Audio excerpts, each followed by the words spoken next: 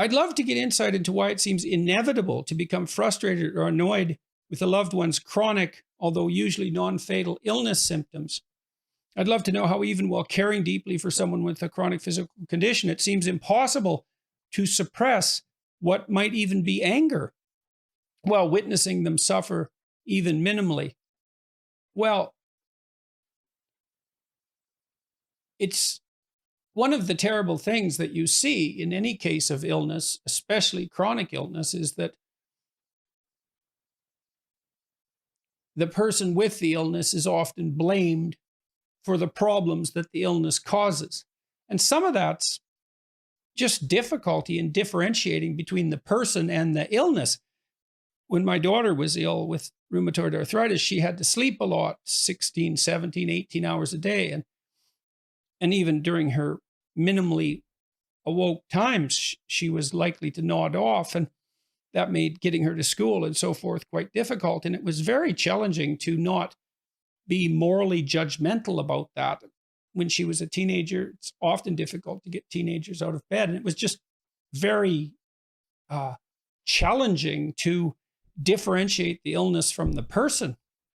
And it's very helpful to have other people around you under such circumstances so that you can discuss the issue. Of course, you can always discuss it as well with the person who's ill. And I talked a lot to my wife about such things, and to my parents, and also to my daughter and to my son as well. All of us were trying to calibrate this properly.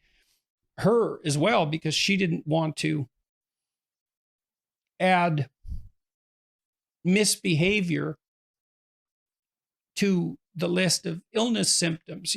We told her not to use her illness as an excuse ever, because then she wouldn't be able to distinguish between what she could do and what she couldn't do. If she used her illness as an excuse, that was a difficult job of discrimination for her as well. And then I would say, well, you get angry because you're upset about the fact that the world's unfair and tragic. So there's an existential level there too. It's so heartrending and burdensome to note that the universe is constituted so that people you love suffer unreasonably and unfairly and constantly and often without relief. And that anger can easily, imagine that manifests itself as a general irritability that makes you more susceptible to being angry with the person who's ill and with all the other people in your life and with yourself as well, with everyone.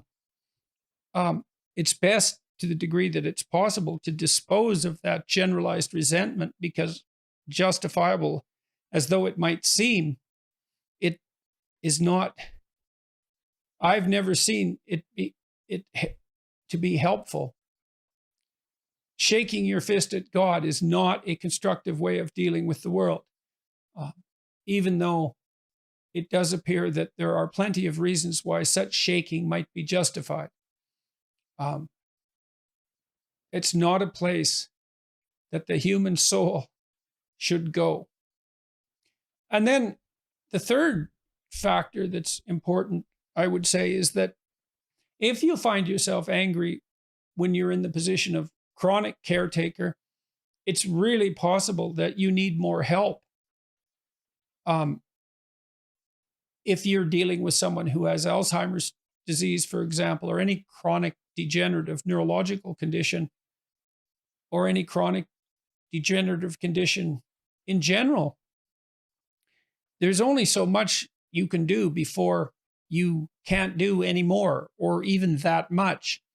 And it could be, assuming that you're reasonably well constituted and reasonable, that you're being called on to deliver more than you actually can sustain across time.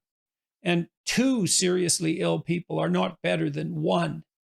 And so if you find that you're resentful and angry and therefore lashing out at the person you're taking care of, you might ask yourself whether it's time to do whatever's necessary, if that's possible, if you have the luck and the resources, to bring in more help. If you're in it for the long haul, it has to be sustainable. And you can't ask yourself to continually do the impossible. It has to be sustainable. And you can have an honest discussion with yourself. And although this is also something useful to discuss with other people about just what you can take without breaking morally or physically or emotionally, and for how long. And if the resentment is building and the anger is building, maybe you have to change the manner in which care is being offered and given. You have to hire a nurse, if you can. You have to rely more on other members of the family. You have to consider institutional intervention. All of these things are very difficult. You have to ask others for help. But like I said, two sick people aren't better than one. So those are the reasons why you might get frustrated or annoyed with a loved one's illness symptoms.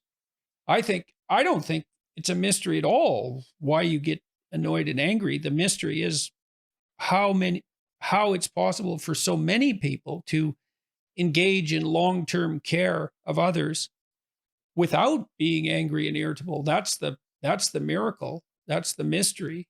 I've seen people provide levels of care to members of my own family recently, for that matter, that went far above and beyond what I considered the reasonable call of duty. So, and I would say too, don't torture yourself too much if you find yourself being angry or annoyed at a loved one's illness. I understand why you would think that that's a terrible thing, and it is in some sense, but it's also virtually inevitable for the reasons I just described. And you do what you can to keep it under control, and you also learn as clearly as you can what you can tolerate and what you can't. So